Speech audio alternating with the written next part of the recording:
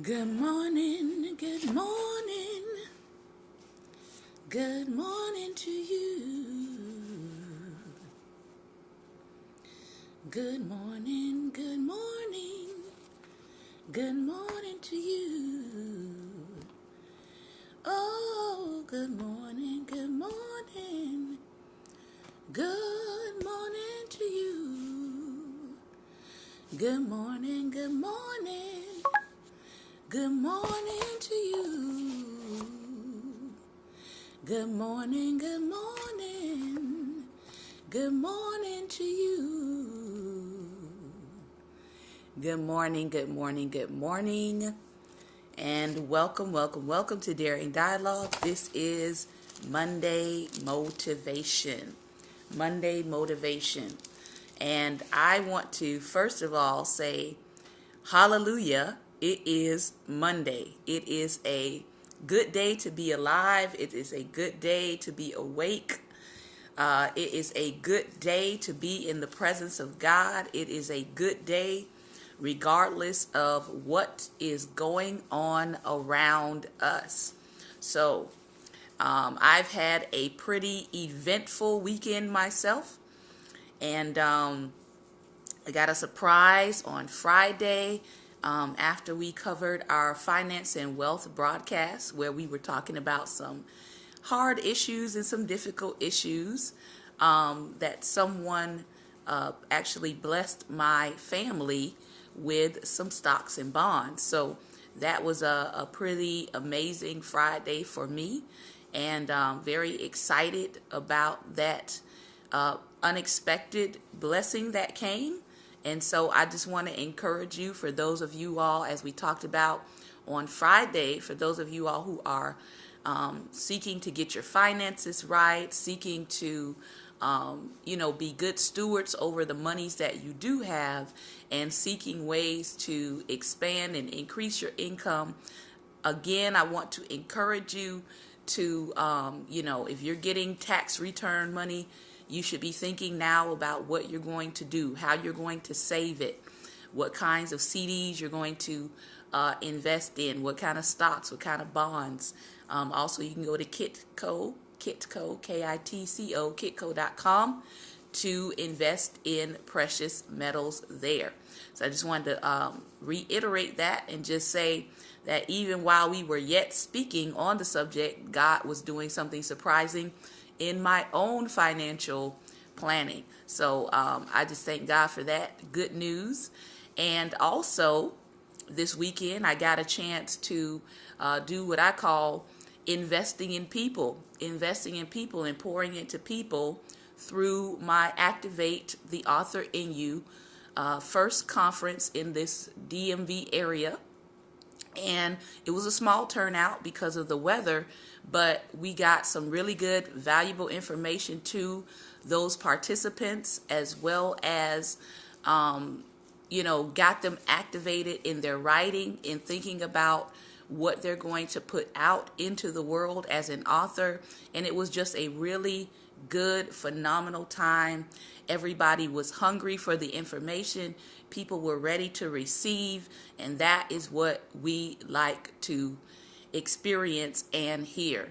So if you are interested in hosting an Activate the Author in You workshop in your region, you can feel free to contact me at reachshante@gmail.com. My email is in the bio, and we cover everything from marketing to book cover design, to understanding the publishing industry, to how to get your books noticed for international acclaim. And so those are things that I offer as a professional, and the team that I work with, the other authors and professionals that I work with, would be happy to come and host a workshop with your organization, or with your authors group, your reading group, or with your business or ministry. So just wanted to let you know about that as well. So much has been going on this past weekend. I know a lot of people were tuned in to the Oscars, right? And that's definitely motivation in many ways for those of you who are operating in your respective professions. I do not watch television, but I did get lots of snippets and tidbits, and I read a couple of articles on some of the things that happened that were inspiring on yesterday, in terms of, people who have been working a long time in their field, such as actress Viola Davis, who won the award for Best Supporting Actress, but she also made a major milestone as the first African American actress to get a Emmy, I think they said an Oscar and a Tony, which is the 3 that you can get on the acting side. And of course, there's also the Grammy for the music side. And so that was a huge accomplishment for her. I know someone was saying that Whoopi Goldberg also earned for the Emmy, the Grammy, the Oscar, and the Tony, but hers was not necessarily all in acting. So that was the difference there. Also, I believe Moonlight won for Best Picture. And although I don't necessarily agree with the content of Moonlight, I know that for that team, that it was a surprise. It was an unexpected win for them. And everybody else was kind of banking on another movie to get it. But that movie actually did bring some attention to Liberty City, which is around the area that I come from. I think Liberty City is maybe about 45 minutes from where I used to live. So it brought some light onto Liberty City. It brought some light onto my alumni school, Florida State University, because I believe either the director or the playwright, one of them was a graduate of Florida State University. So it brought a lot of positive light to the state of Florida. And, it was something that the gentleman who produced the movie, he did not expect. And the budget, I believe, on the movie was very, very low. And so for them to come out and to win for Best Picture was pretty amazing. I would hope that it would give lots of people inspiration and motivation that whatever you're doing, even if it seems like you are the underdog in it, to keep going and to do it because you feel that you are called to do it. You feel that you are completing something that is of importance for your own life, right? And so I think that overall, there were pretty good things that came out of those who did win something during the Oscars awards. Something to encourage you, something to be inspired by. And of course, I know that there was some humor made because Moonlight was not announced first. They announced another movie, and then they had to come back and say, oops, we announced the wrong winner. So sometimes that may happen in your life. Sometimes you may think that you lost when actually there's been a mistake and you actually won instead. So I just encourage you that whatever you're involved in, to make sure that you keep going. I know that I'm a self-motivated person, that what I do is not predicated upon whether or not somebody is going to approve of it, or whether somebody's going to give me a pat on the back, or whether somebody's going to give me a high five. I'm doing it because I feel compelled to do it, and also because I want to please God with my life. So I would encourage you to keep going. If you find yourself going off kilter, or you find yourself off focus this week, understand that your motivation has got to be internal. It can't just be external things that motivate you to do what it is that you're doing. All right? So today we're going to get back into our reading of Tony Evans' Detours, and we're on chapter 9, The Pardon of Detours. The Pardon of Detours. Remember, Detours is all about Tony Evans' perspective of what he has learned about the life of Joseph through Joseph's detours.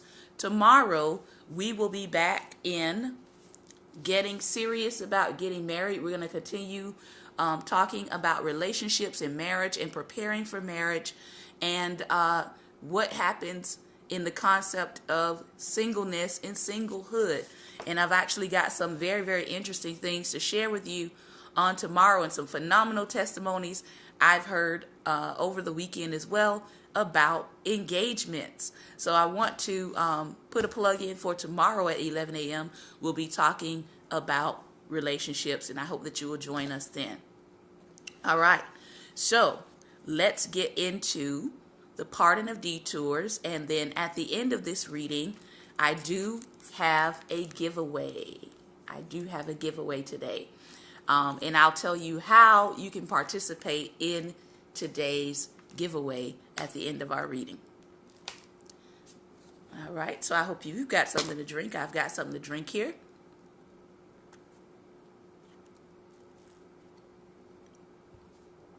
And here we go. The pardon of detours. 2 monks were on their way to a particular destination. On their way, they had to cross a shallow river to get to where they were going. But when they reached the river, they ran across an elderly, heavy-set woman sitting by the bank of the river. She sat there crying, and so the two monks asked her what was wrong. She proceeded to tell them that she was unable to cross the river. She was too scared to go out in it all alone. The two monks had sympathy for the elderly lady, so they offered to carry her across the river. Together, they picked her up and proceeded to wade into the water, gently getting themselves and her across to the other side. Once they made it to the other side, the elderly woman thanked them profusely and then went on her way. The two monks continued on to their destination. Yet, as they were walking, one of the monks started to complain about the pain in his back. He mumbled, "Wow, carrying that woman across the river was really difficult. Now my back is hurting so bad." The other monk answered his complaint with encouragement. "Well, let's keep going. You can make it." "No," the complaining monk retorted. I can't go on. Carrying that woman was hard. I'm hurting too bad."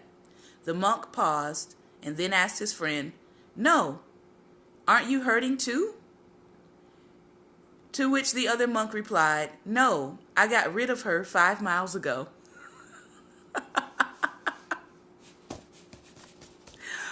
Oh my goodness.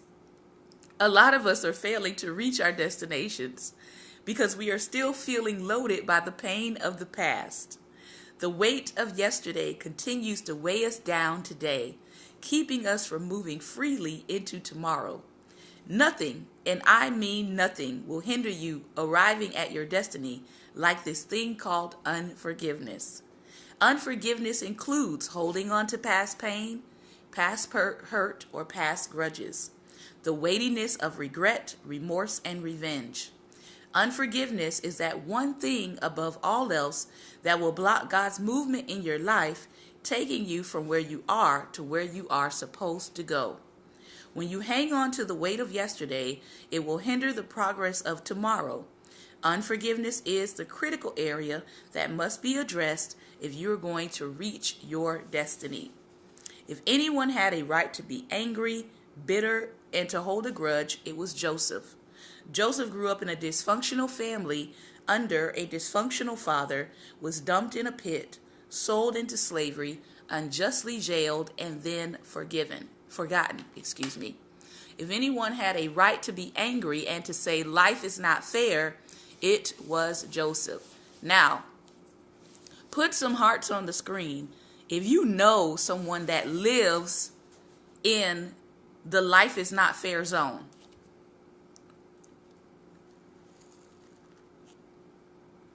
If you know someone that lives in the life is not fair zone, put some hearts on the screen. None of you do? Great. Okay.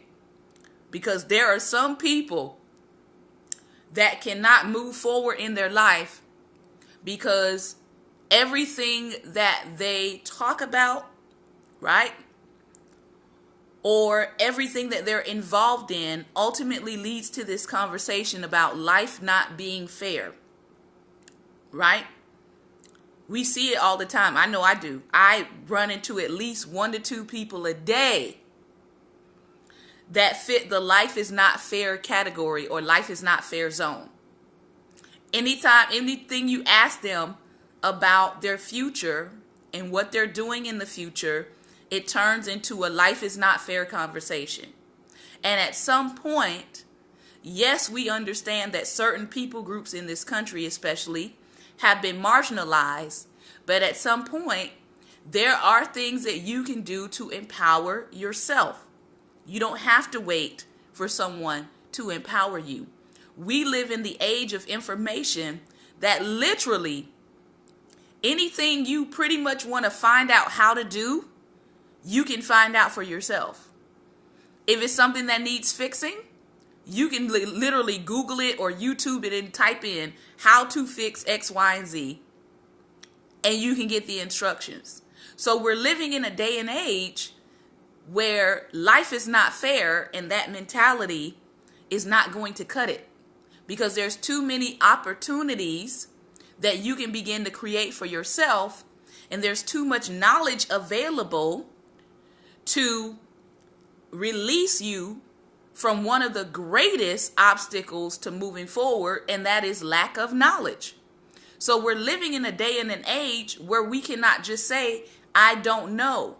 What do we do after I don't know? After we realize I don't know, then we have to move to the action of finding out what we don't know. And a lot of people get stuck on, I don't know. This happens a lot in social media world. There is nothing, absolutely nothing that annoys me more than someone who comes on my page asking me 20 to 25 questions when all they have to do is Google and find the answer. I know I'm an instructor, I'm an educator, but some things you really can find the information for yourself. Because again, as I've stated before, when we find the information ourselves and we read it ourselves from the source that we found, we will have more confidence in what it is that we're learning, not just taking the word of someone else for it. And so a lot of times, people get upset with me when I say, do your research, or when I say, Google it.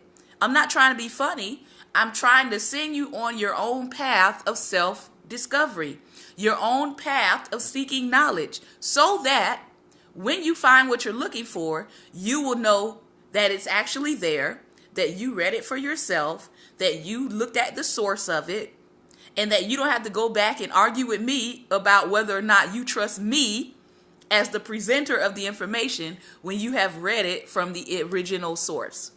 So, again, life is not fair. That notion, at some point, people are going to have to move past it. We know life is not fair, but we serve a just God, and we serve a God of grace, and we serve a God of favor. So where life is not fair, this is what I do. I say, God, this is not fair. This is not right. But I trust that you are going to be the God of justice and handle your business. And I trust that you're going to be the God of grace and favor, and give me the grace that I need to complete whatever it is I'm completing, and give me the favor with the right people that I'm going to need to come into contact with. When they encounter me, I'm going to receive favor. They may have hated everybody else, but God, I am trusting you to give me favor in this situation. And you know what God does? He answers that prayer. He gives me favor in situations where I know good and well these people did not want to receive me, accept me, or like me. But the favor of God was upon my life, and God managed to open the door, even through people who did not like me. So I'm thankful for that. All right. So let's go back to our reading. The life of Joseph fills the pages from chapter 37 to chapter 50 of Genesis, so it is obvious that God wanted us to learn from this man. He wanted us to zero in on this man's life's lessons, and I actually agree with Tony Evans on that. I spent 3 years studying the life of Joseph, and I learned a lot. But even in reading Tony Evans' book, I'm still learning so much more. God gave so much of the first book of the Bible to Joseph because he wanted to show us the key components to living a life of destiny. And one of those critical components Joseph had to grapple with, and that you and I will have to grapple with if we are ever going to get off of our detours and arrive at God's designed destiny for our life, is this issue of forgiveness. Joseph had to face it. He had to deal with it. In fact, we see this acknowledged in Genesis 50 through 17. So if you have your Bible, you can turn to Genesis 50, 15 through 17. You got an iPad, you can plug it in there and pull it up. Genesis 50 through 17.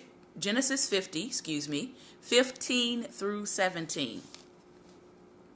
When Joseph's brothers saw that their father was dead, they said to one another, "If Joseph is holding a grudge against us, he will certainly repay us for all the suffering we've caused him."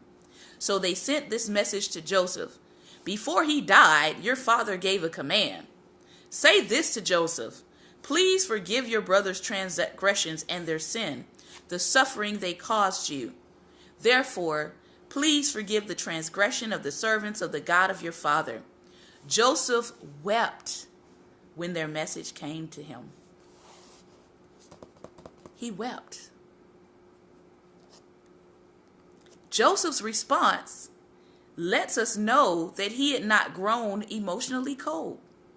He had not chosen a life of cynicism in dealing with the pain that he faced.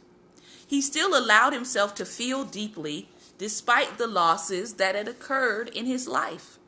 He hadn't cut off the past. Rather, he had learned how to view the past. That is so good. That is so good. I often hear people say, forgive and forget. No.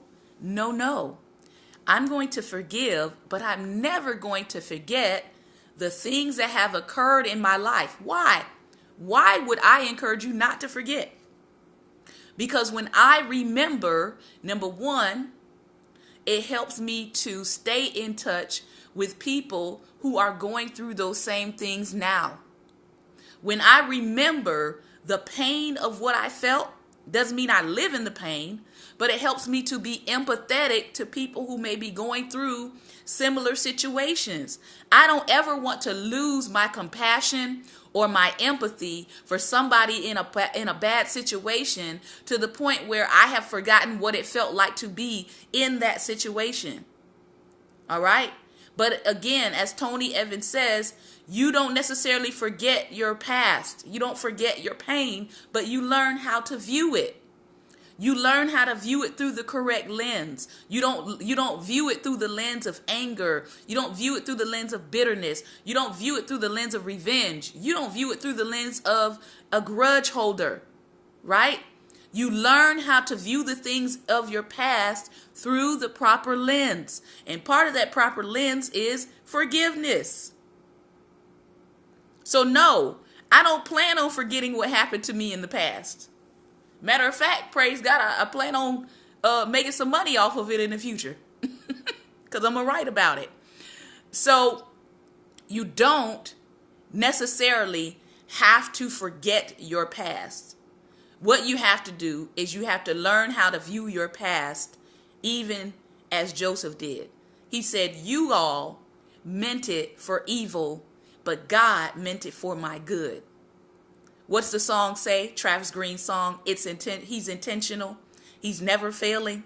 All things, he got it from Romans 8:28. All things are working for my good. My goods, my bads, my pains, my problems, my physical health problem, whatever it is, all things are working for my good. Doesn't mean they were all good, but it means that when I add good plus bad plus bad plus bad plus bad plus good, it will equal all good.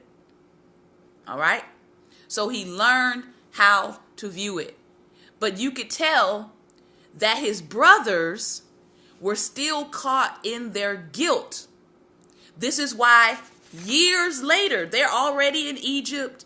Joseph is already providing for their family, etc., etc. They've moved their families over, and they're still fearful. They're still fearful that at some point, Joseph is going to come back and exact revenge on them for something they did by this point 30 years ago. Maybe even longer. But they're still caught in the guilt of what they enacted on their brother. So out of that guilt and out of that fear, they concoct oh, this is how we'll get Joseph to forgive us, because we'll tell him what daddy said to do. Because we know that Joseph loved dad. So if we tell him that daddy said to forgive us, then Joseph will forgive us. Anybody have siblings that try to use what your parents say to convince you to do something? This is where they were. Grown men still saying, well, daddy said to forgive us, so you got to forgive us. Not realizing that Joseph had already made up his mind to forgive them. He had learned how to accept it in alignment with God's providence. So the things that happened to Joseph, Joseph learned how to accept it in alignment with God's providence, even though the pain was obviously still there. Forgiveness doesn't mean you no longer feel pain, nor does it mean to forget the facts about what happened. Forgiveness means you no longer hold the situation or person hostage for the pain they caused. Did y'all hear that? That was good. Forgiveness means you no longer hold the situation or the person hostage for the pain they caused. I'm not going to hold you hostage. That's what it means. Many of us are being hindered from our destiny because we are being held hostage by a leash around our souls called unforgiveness. God told me that one time. He said, I need you to forgive this person because it's holding them hostage. It's holding you hostage, but it's also holding that person hostage. And when you release that person, you are, as he says here, you are untethering that leash around their soul.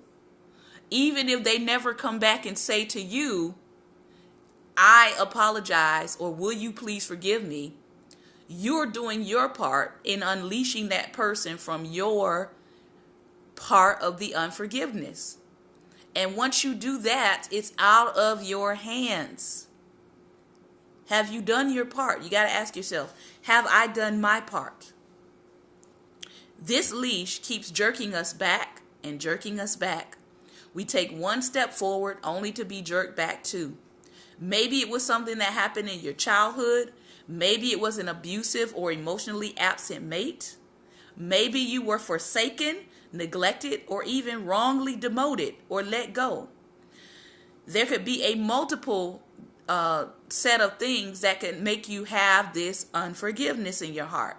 Whatever it is, though, it is holding you hostage. But today, you can be set free.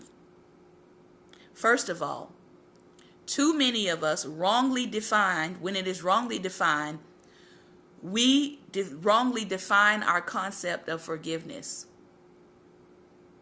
We wrongly define the concept of forgiveness. He says when it is wrongly defined, we never truly experience its benefits, or we don't really know if we have done it. Forgiveness, biblically speaking, is the decision to no longer credit an offense against an offender. That is what forgiveness is.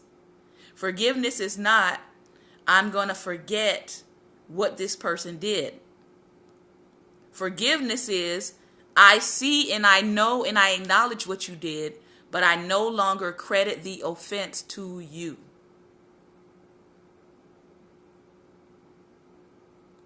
Because some people say, well, if you can't forget it, then you haven't really forgiven. That's not true. I know people say it all the time, but it's not true. I can look at you and I can remember what you did and still not carry the pain of it around.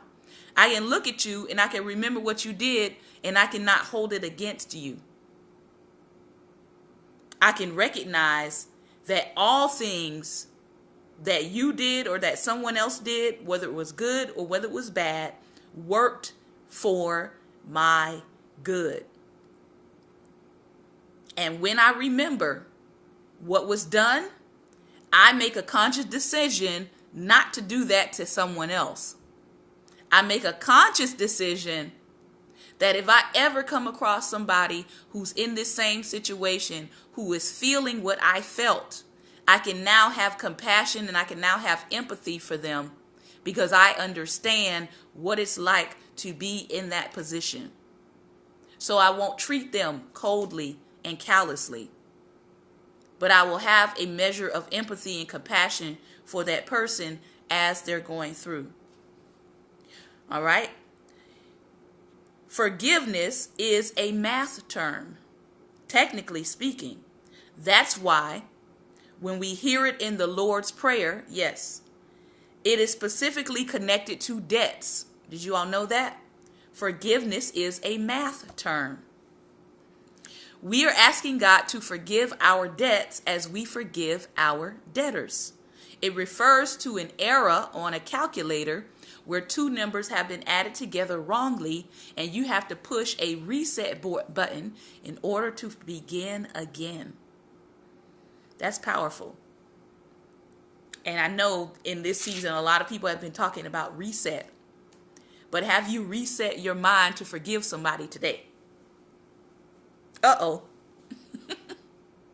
Have you reset your heart to forgive somebody this year? All right? So, forgiveness has far more to do with a decision than a feeling. Because some people say, well, I don't feel like forgiving them. I'm still angry. But it's a decision, not necessarily a feeling. It's a decision. Are you going to continue to hold something to someone's account?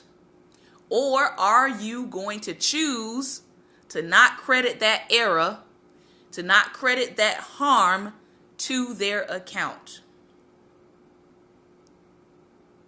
I'll tell you for my own life. I forgave the person that raped me, that date raped me. And I believe that, and I actually had an opportunity to see him again after I forgave him. And there was nothing in me that boiled up. I was not fearful. I was not angry. I was not like, okay, I'm going to jump him in public because I saw him again. And I honestly believe that had I not released him, it would have been hard for me to have a healthy relationship with my husband. It would have been hard for me to have a healthy relationship in my marriage. So it's a choice to forgive.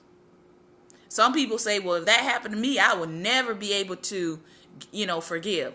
I'm not saying that there aren't times when I don't remember the pain of the past, but I use that and I fuel that by being empathetic to others and by being compassionate to others when I come into contact with women who have experienced the same thing. I don't say, oh, get over it. I don't say, oh, well, it's your fault that it happened, because some people do that. But if you've never experienced it, there's a level of compassion and empathy that you don't have. But I believe part of being able to help women through that is because I was able to forgive the perpetrator. I was able to forgive them. I was able to push a reset button in that area of my life so that I could have healthy relationships. And it is very important to be willing to say, God, right now, I'm angry, I'm disgusted, I don't feel good about what happened to me, but I'm making a choice beyond my feelings. I'm making a choice to forgive. I'm making the choice that this thing is not going to categorize my entire life. I'm making a choice that I'm not going to be defined by what happened to me in one part of my life. I'm making a choice to move forward. I'm making a choice to reset my life. Okay? So, forgiveness has far more to do with a decision than a feeling. It is not how you feel at any given moment. It has to do with whether you have made the choice to delete the offense. You may wonder how you are to know if you have made that choice, since you can't gauge your decision by your feelings. How do you know you have actually forgiven instead of simply just stated it, right? An excellent qualifying measure to help you know whether you have truly forgiven the offense and the offender is to ask yourself, am I still seeking revenge? If you are seeking revenge or payback, if you are getting happy off of your offender's pain or bad circumstances, then you have not yet forgiven.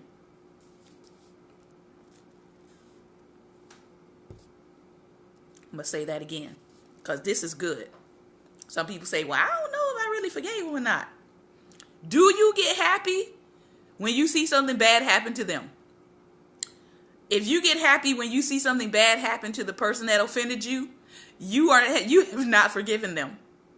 That is the truth. If you're getting excited off of their pain, or you're like, oh yes, God got them, yes, you have not forgiven them. You've not forgiven them.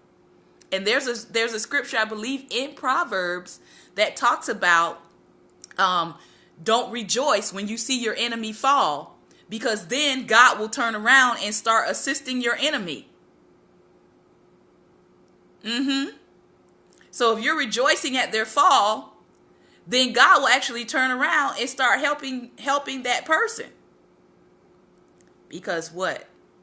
How do you know? How do you know whether or not you've forgiven them? Is that you don't rejoice in their harm. You don't rejoice in their pain, and you aren't seeking revenge. All right? So you have not yet released this person from the pain they've caused you if you are still hoping that they will fall off a cliff, jump out a window, be set on fire. If you're still seeking revenge, you have not forgiven the person. All right? Keep in mind, this also applies to yourself.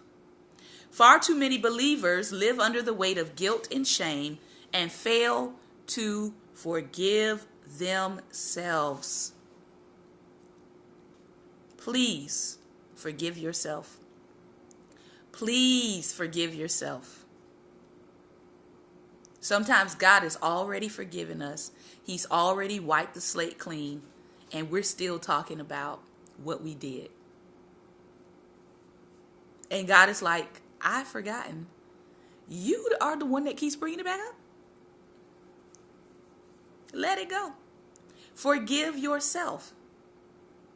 That same grace, because some of us easily forgive others, but that same grace we don't apply to ourselves. Forgive yourself as well. All right? This can lead to destructive behavior. When you don't forgive yourself, you start inflicting harm upon yourself. This can lead to destructive behavior that can span the distance from overspending, excuse me, to overeating, to over drinking, to other methods of self-harm. True forgiveness is setting yourself free from the bitterness of wrath and anger. If you're seeking revenge or desiring it, then forgiveness has not occurred because love does not keep a record of wrongs. 1 Corinthians 13:5. It doesn't mean that you excuse the person's behavior or even pretend like it didn't happen. It also doesn't mean that you ignore it. Okay? I am not for this gospel that is telling people that forgiveness means you forget and you ignore what a person has done. Because guess what? If you forgive that person, but they still are operating in a pattern of destructive behaviors, then you don't need to ignore that. Because if you let them back into your space to do it again, that's not healthy either. So you don't need to ignore harmful behaviors. When you say I forgive, you are simply saying I am not going to credit this to your account that you offended me, and I'm not going to seek revenge for what you did. That's it. It is not a kumbaya moment to let somebody who has harmful tendencies and they have not worked to change their harmful tendencies back into your life. And because people do not understand this about forgiveness, this is how some people wind up no longer with us in this life. Because they do forgive, but then they let the person back in who is not changed or transformed or shown any reform in their behavior back into their space. Because somebody told them, oh, let them back in. Because they didn't understand the concept of what forgiveness actually is. All right? So we can see from Joseph's example that he felt great pain. He wept even decades later. But what forgiveness does not mean is that you have made a decision to no longer relate to the person or people or even yourself based on the infraction. So based on the infraction, based on what is done, sometimes your forgiveness may look like, I'm not going to credit this to your account that you offended me, and I'm not going to seek revenge, but because of the infraction, I cannot have you in my personal space. Does not mean that this person is allowed back into your personal space. Again, especially if they're showing the potential to do the same exact harm again. All right, so let's look at this. And we're going to be closing shortly. 2 types of forgiveness. Forgiveness can operate on 2 levels. There is both unilateral forgiveness and transactional forgiveness. Unilateral forgiveness occurs when you forgive someone and yet the person has not asked for it, requested it, or even repented of what they did to you. Unilaterally means that on your own, without their involvement, you choose to grant them forgiveness. Now, why would you grant someone forgiveness who doesn't even want it and certainly doesn't deserve it? The reason you grant unilateral forgiveness is so you can keep going, so you can keep moving. Unilateral forgiveness keeps you from being held hostage to something the other person might never get right. It could be that the offense is so small that it's not a big deal to the other person, or it is so small you don't want to bring it up. Or maybe the person who hurt you has now passed away and the opportunity for apologizing is no longer there. This isn't a deep personal example of needing to forgive someone unilaterally, but it is an example that can shed light on how and why we are to do this. Some years ago, a driver of another vehicle ran into my car and sped off. It was a classic hit and run. He left so quickly I was unable to get the license plate or even make and model of the car. All I knew was that my car now had a huge dent in it and the person responsible was nowhere to be found. They didn't tell me they were sorry. They didn't offer me any insurance assistance. They just hurt my car and left. It was up to me to get the dent fixed in my car, but I put it off a lot longer than I should have. I admit I didn't want to have to fix a dent that I did not create. My stubborn frustration kept me from getting my car fixed, but it was only me who was punished as a result. The person who caused the dent never knew. That person never had to see it. I was the one who had to climb into a dented car every day, being reminded of what had happened and getting re-frustrated all over again.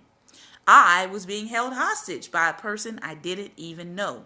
Many people are living with unforgiven dents on their souls. My God, from Zion. Unilateral forgiveness means I forgive so that I can move on. I forgive so that I can let go. I forgive so that I can go get the dent fixed. When Stephen was being stoned to death, as recorded in Acts 7, he asked God to forgive those who were killing him, even in the midst of them killing him. Blink, blink. They were still stoning him, and yet he was forgiving them while they were stoning him. Guess what happened when he did that? He looked up and saw heaven open up and Jesus standing on the right hand beside the Father. Why is it important to know? Because it reveals to us that forgiveness gives you a new level of access to God. Who doesn't want that? It gives you a more intimate relationship with the Savior. It gives you hope in the harm and peace in the problem. That's good. Forgiveness gives you hope in the harm while the harm is being done, and peace in the problem. Stephen forgiving them did not stop them from harming him. But what did it do for Stephen? It opened up the heavens. It opened up him to see Christ in all his glory, standing, not sitting down, standing at the right hand of the Father. And we know that Stephen was received to the Lord. Never let the fact that the person who has hurt you has neither asked for forgiveness nor demonstrated they deserve it. Never let those two things get in your way. You are to forgive so that you are no longer held hostage to an offense, person, circumstance, or loss. By an act of your decision, you release them so that you can keep going to your destiny. Nothing will hold you hostage to your detours and thus keep you from your destiny like unforgiveness. Forgiveness is a beautiful word when you need it. It is an ugly word when you have to give it. I'll say that again. Forgiveness is a beautiful word when you need it. But sometimes for us, it's an ugly word when you have to give it. But it is a bridge we must all cross. And it is certainly a bridge we should never burn down. That's a good visual picture there. Don't ever burn down your bridge called forgiveness. Someday you're going to need to walk across that bridge just like other people may need that bridge to walk across to you. Forgive others because you also need forgiveness from God and those that you offend. You may be wondering, what about the pain? If you forgive someone and still feel the pain, that can't be fair, right? It may not be fair, but it will set you free. And I do know this. Over time, my pain about certain things has lessened. Remember, and I don't know if he'll get into it in this book yet, but Joseph had a son. And guess what he named his son? He named his son Manasseh. Why did he name him that? He said, God, because you have given me such a good life at this point, that you have caused me to forget my pain.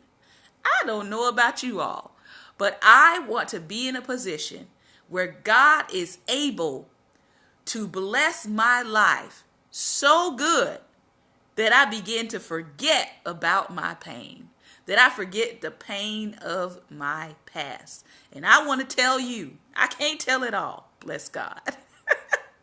But I want to tell you that I am in a season of my life that I have begun to forget the pain of my past. And every morning I wake up, I am like, thank you, Jesus. Thank you, God.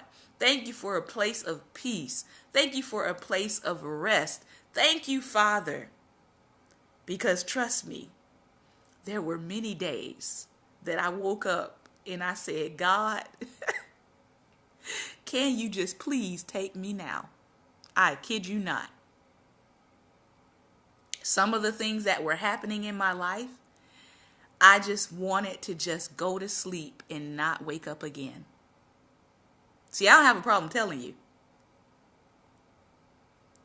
It was that painful that somebody could do something to a fellow human being and not have any remorse about it. And they were related to me. So I understand David in the Psalm saying, you know, if it had been anybody else that had done this thing, I would have been okay. But because it was someone I knew, because it was someone that I trusted, right? And so there is a different level of pain sometimes that comes because of the closeness or the proximity or the relationship of the person who hurt you. I get it. I get it. But there is a time that God wants to bring people to, that as you let go of who hurt you, of who harmed you, when you're no longer seeking revenge, God will bring you into a time where the things that have caused you pain will no longer yield that physical, emotional hurt. And like Joseph, you'll be able to say, God, oh God, you have blessed my life so good because I let it go. You have blessed my life so good that it is causing me, your goodness is causing me to forget the pains of the past.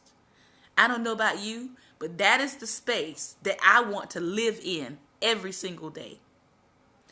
Are there going to be people that may come in and out of your life that may do something, right? We're human beings. We know that as long as we're in this body, somebody is probably going to offend us. Somebody is probably going to do something we don't like. But we don't have to live in it. We don't have to live there. So I have learned in my life to just let it go. I'm just saying, I'm letting it go because I have to move forward. I do not have time. I'm almost 40. I'll be 40 this year. I don't have time to be weighed down by the weights of unforgiveness. So I've learned I'm letting it go. I'm letting it go. God take care of it. God handle it. God pay it back. Give me your favor and your grace to keep moving and to keep going because I don't have time. I don't have time. I do not have time to ruminate on what people are doing or have done to me. I got to move forward. I understand that life is short and there's plenty of things that I still have to get done. So I don't have time to marinate, right, on things that people are doing to me that I know they shouldn't be doing. They know they shouldn't be doing, but God has already offered me a plan. He's already offered me an option. He's already offered me an out. He says what? Don't harbor this thing. Give it to me. Cast your cares onto me. Take my yoke upon you, for my yoke is easy and my burden is light. I know people want to burden you down with the things that they've done to you. I know that unforgiveness can be a burden and it can be a load that you can't carry. So give it to me. God, I release them and I'm releasing my pain to you as well in this situation because I trust that after a while, you're going to bless me to the point where that pain is not even going to be there. That pain is going to be a memory. I'm going to look back on this thing and see it for what it was, right? See it in the right perspective and be able to move forward with my life. He says, in England sit magnificent churches with magnificent bells that ring loud and clear across the countryside. My wife's sister lives in England, so when we visit her, I always marvel at these enormous churches and church bells. An interesting thing about bells in the bells of the towers of the churches is that the bell is hung on a rope. In order for the bell to ring, it would be necessary in years gone by for someone to climb to the top of the bell tower, grab the rope, and begin to swing it. As that rope was swung, the bell would make a loud ringing sound. But do you know what would happen when the person finally let go of the rope? The bell kept ringing. This is because the momentum of the past swings kept the bell moving. Now the bell wouldn't hit so hard each time, so it would ring less loudly, but it would continue to ring because sometimes it takes time for the past movements and motions to finally slow down and be still. I want to tell you one very important thing about forgiveness. Forgiveness doesn't stop the bell from ringing. It doesn't stop the pain from showing up. But what it does do is allows you to let go of the rope. My God, I hope somebody is hearing this today. It allows you to distance yourself from the offense enough for the natural momentum of life and emotions to finally slow down and eventually be at peace. The pain will subside in time as long as you don't pick the rope back up again and ring it again. I want you to release yourself to your destiny. I want you to let go of the offenses and wrongs done against you. Leave vengeance in the hand of God. He's far better at it than we are anyhow. Give yourself the freedom so that you so desperately need and so divinely deserve that will enable you to fully live out the destiny you have been created to fulfill. Forgive, let go, embrace that God's perfect plan involves the pain of the past, and He will bring it to His good purpose. Walk in the fullness of His calling for you. My, that was good. Think about this analogy. He says that the past momentums, even after you let it go, the past momentums may keep that bell ringing, may keep the pain ringing for a little bit. But if you have let go of the rope, it will eventually come to a stop. Take that, think on that today. This has been our Motivation Monday, and I pray that you have been motivated to give somebody some pardon today. Pardon someone today. Pardon someone today. Pardon someone today. How can you participate in my giveaway for today? This is called Solutions in Minutes, the Other Side of the Equal Sign. It is a motivational download that inspires individuals to stay stuck in solution mode. And this is the work of Dr. Oliver T. Reed. And so we want to offer this as a giveaway today. And here is how you participate. The first person who can email me 5 slave narrative movies, 5 movies based on slavery, 5 movies based on the slave narrative, movies, they have to be movies, will get the opportunity to win our free giveaway today. This is several hours, I believe, of solutions in minutes, motivation. If you'd like to participate in the giveaway, you have to email me at reachshante@gmail.com and give me the titles of 5 movies that were slave narratives. And then you will be entered into a drawing. And if you win, you will be notified by email. All right. That concludes our Monday motivation. We know that today and tomorrow is quote unquote the ending of Black History Month, but I like to let people know that we teach and will be talking Black history all year long. As a matter of fact, we are living Black history if you're African American, so Black history is never really over for you. But we don't just do narratives, and we don't just do readings during Black History Month. We'll be covering things all throughout the year. Monday through Friday, 11 a.m. Eastern Standard Time, we will be talking Black people, Black history, and celebrating what is good, bad, and the ugly. We're going to cover it all from our history and our standpoint. All right. So thank you again for participating in our Daring Dialogues for today. Hope you will come back and join us tomorrow, 11 a.m. Eastern Standard Time. Bring a friend. Take care and God bless.